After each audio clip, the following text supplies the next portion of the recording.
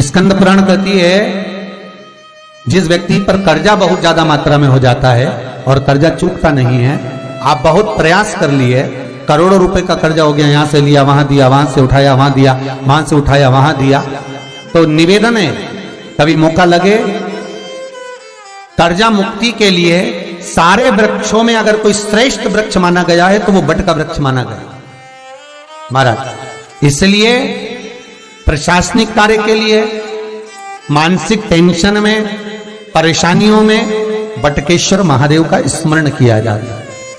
और यदि निवेदन करूंगा बहुत ज्यादा, यदि आपको कर्जा हो गया है, बहुत ज्यादा कर्जा हो गया और वो कर्जा चूक ही नहीं रहा, तो थोड़े दिन बड़ के पेड़ के नीचे आप बटकेश्वर महादेव के लिए 1 लोटा पानी, उसमें थोड़ा सा पिसा हुआ चावल पीस के गला लेना, चावल को और पीस लेना, पीस के उस पानी में मिला लेना और मिलाकर उसमें थोड़ी सी हल्दी पिसी हुई डालकर बटकेश्वर महादेव के नाम से बड़ के पेड़ के नीचे अपनी कामना कर कर जो कर्जा हुआ है उस कर्जे का भान देते हुए, स्मरण देते हुए छोड़ दीजिए।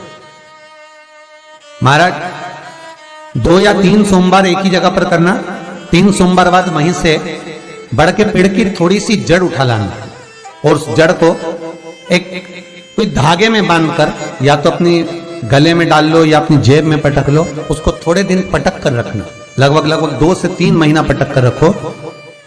वो जड़ जैसे बढ़ता पेड़ विस्तार होता है, पानी गिरे ना गिरे, जल वृष्टि हो ना हो, गर्मी पड़े ना पड़े, उसको कोई फर्क नहीं पड़ता, बढ़ता वृक्ष आप रूप फैलता जाता, उसकी जड़ें अपने आप प्रबल होती है। उसी तरह ये बटकेश्वर महादेव कहीं से भी अगर जड़ आपके पास में रखी है 1 महीना 2 महीना 3 महीना तक, तो ये जड़ अपने आप लक्ष्मी को पकड़कर खींच कर लाती है और कर्जे से मुक्त कर दे। बटकेश्वर महादेव का स्मरण सुख का देना हो महाराज। ऐसा कोई कार्य नहीं जिसमें पशुपति व्रत लाख ना करे, बस दिल से अगर आपने पशुपति व्रत करा है, बाबा विश्वनाथ के 5 पशुपति व्रत होते हैं, किसी भी सोमवार से चालू कर सकते हैं। बस करना क्या है, सुबह पूजन की थाली लगाकर लेकर जाना है, शंकर भगवान के शिवलिंग की पूजन करना है, मंदिर में अभिषेक पूजन करो, वो थाली वापिस लेकर आ जाओ, घर में रख दो।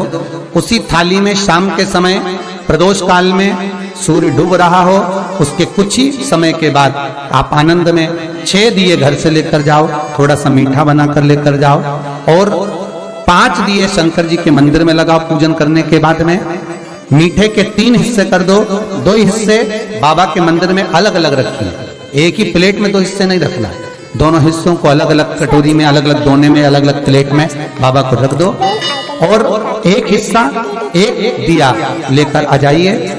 घर के दरवाजे में प्रवेश करते समय राइट भाग में एक दिया घी का लगा दीजिए जो लेकर आए हो मंदिर से, उसको जला के नहीं लाना है, वहीं पर जलाना।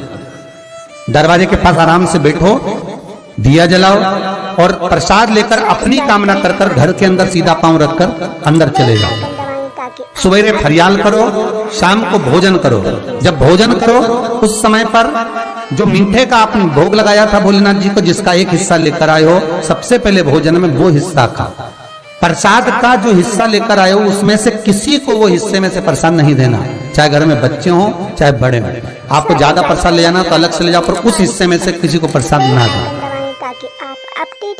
और वो प्रसाद पहले पाकर फिर आप भोजन प्रसादी ग्रहण करें। पर इसका नियम यह है कि प्रसाद जब आप लेकर आते हैं, आपको पहले भी कथा में कहा कि शंकर का प्रसाद रात भर नहीं रखा था। जितनी जल्दी आप प्रसाद का हिस्सा लेकर आए हैं, आधे घंटे के अंदर, पौन घंटे के अंदर आपको वो प्रसाद पाना है और भोजन करना ही है। ये नहीं कि सब आएंगे, इंतजार कर रहे हो, 10 बज गई 11 बज गई, प्रसाद आपका इंतजार कर रहा है। जो प्रसाद है वो आपकी प्रतीक्षा कर रहा, आपकी बाट जो रहा, आपका इंतजार कर रहा। ये नहीं होना चाहिए। महाराज कितना सुंदर कहा है शास्त्रों में कि केवल एक देव अधिदेव महादेव कैसे होते हैं जिनका प्रसाद रात भर नहीं रखा था। कहां से लिया है? प्रसाद लाकर ताजा रहता है जब तक आप पाते हैं, फिर वो फ्रिज में रख देते हैं। फ्रिज में रखा किसी ने खाया नहीं खाया, जितने समय तक फ्रिज में प्रसाद रखा रहता है वो इंतजार करता है कि कोई मुझे प्रसाद भक्षण करे। प्रसाद का मतलब होता है प्रभु का साक्षात दर्शन। प्रसाद का मतलब ही यही है, प्रसाद, प्रभु का साक्षात दर्शन। वो रखा रखा जब ज्यादा समय हो जाता है तो घर में वो कष्ट प्रदान करने लगता है। हमेशा याद रखो, प्रसाद जैसे ही आए उसका सही समय पर उसको पाओ। रखे हुए प्रसाद पड़ा हुआ है, फ्रिज में रखा हुआ है, बेटा खाएगा, बहू खाएगा, ये खाएगा, वो खाएगा, फिर धीरे धीरे वो बद्दुआ देना प्रारंभ कर देता है, जिससे घर में बड़ी बीमारी फैलने लगती है, बड़ा रोग आने लगता है। तो लोग सोचते हैं हमारे घर में ना तो हम कोई नशा करते हैं, ना हम कोई चीज खाते हैं, ना हम बाजार का खाते हैं, फिर रोग कहां से आता, फिर बीमारी कहां से आती? अर्थात वो बद्दुआ देता है। उसका प्रयोग करो, समय पर करो, समय पर पाओ। कई लोग कहते हैं महाराज जी हमारे ये बीमारी कहां से आ गई? जरा पत्रिका में तो कोई बीमारी नहीं निकले, हमने तो सबसे पूछा ये बीमारी का योग ही नहीं है, फिर बीमारी कहां से आई? ना तो हम कोई व्यसन करते हैं, ना कोई मद्रापान करते हैं, ना कोई मांसाहार, फिर ये बीमारी कहां? उसका कारण है कि तुम उस प्रसाद का लाकर महीनों तक पड़ा हुआ है, इंतजार कर रहे हो, खाएंगे खाएंगे, आखिरी में फिर वो काम वाली को दे दिया। काम वाली इतनी चतुर आज के जमाने की, बासी माल खाएंगे, पटक दिया। कौन खा? पड़ा वो बद्दुआ।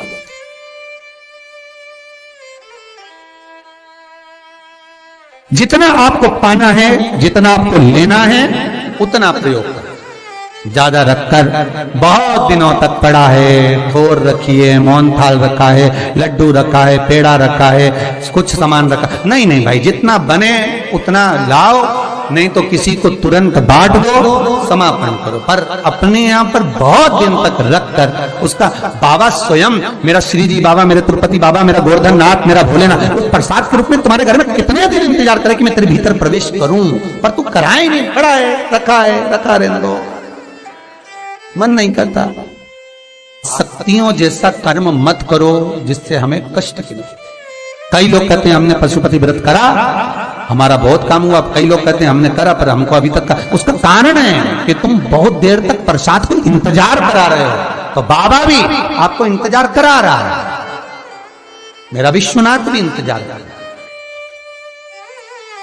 उस समय अवधि का भान होना चाहिए। निगाह हटी, दुर्घटना घटी, बस ध्यान रखो। हम कहते हैं कि हम पूजन करते हैं, हम पाठ करते हैं, हम अर्चना करते हैं, हम अनुष्ठान करते हैं, हम भगवान की सेवा करते हैं, फिर दुख हमको ही क्यों आता है? उसका कारण केवल इतना सा कि दुख हम खुद बुलाते हैं, दूसरा नहीं। हम स्वतः पशुपति व्रत 5 व्रत करो। 5 व्रत पूर्ण होने पर कई माताएं कहती है कि बीच में हमारे व्रत छूट जाते हैं रजस्वला धर्म के समय पर, तो व्रत तो करना पड़ेगा पर पूजन नहीं होगी और वो गिनती में भी नहीं आएगा। पर व्रत करना है पर गिनती में नहीं आएगा। पूजन भले मत करो, 7 दिन बाद आप जो व्रत करें वो अपने ऊपर है, पर गिनती में नहीं आएगा। व्रत करना पड़ेगा। गिनती में तब आएगा जब दरवाजे पर आप दिया लगाएंगे, जितने दिया आपने लगाए उसी गिनती में आएगा। और महाराज 5 व्रत जब पूर्ण हो जाएं, 5वां व्रत रहे, तब एक नरियल, श्रीफल, उस पर एक मोली नाड़ा लच्छा लपेटकर उस पे 11 रुपए रखकर, कोई आपको किसी को ना भोजन कराना है ना भंडारा करना है, केवल मोली लच्छा लपेटकर 11 रुपए रखकर बाबा विश्वनाथ के सम्मुख में शंकर जी की वो जलाधारी जो गोल है माता जगत जननी का हस्तकमल, उसी पर रख देना है। विनती कर देना, बाबा मेरी ये कामना से मैंने ये व्रत किया। जो पशुपति व्रत स्कंद पुराण में, लिंग पुराण में, नर्मदा पुराण में, शिव महापुराण में, पद्म पुराण के अंदर वर्णन किया, वो व्रत मैंने किया। बाबा मेरे इस व्रत को स्वीकार करना, मेरी कामना पूर्ण करना। बाबा को झोली पसार कर प्रणाम करो और अपने घर को चल जाओ। बस यही 5 व्रत का विधान। पशुपति व्रत ऐसा कोई काम नहीं जो ना हो, बस दिल से अगर व्रत किया है तो बाबा मनोकामना पूर्ण तो करे ही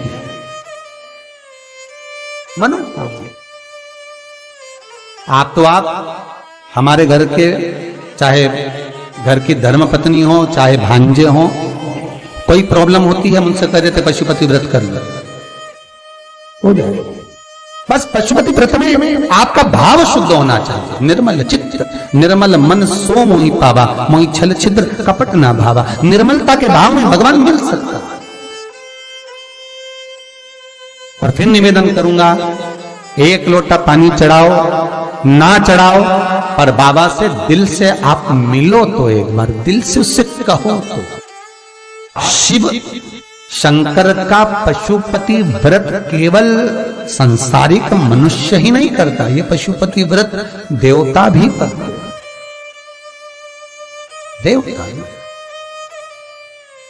शिव साधारण नहीं है महाराज, उसका स्मरण मात्र। मां पार्वती कोई बेसन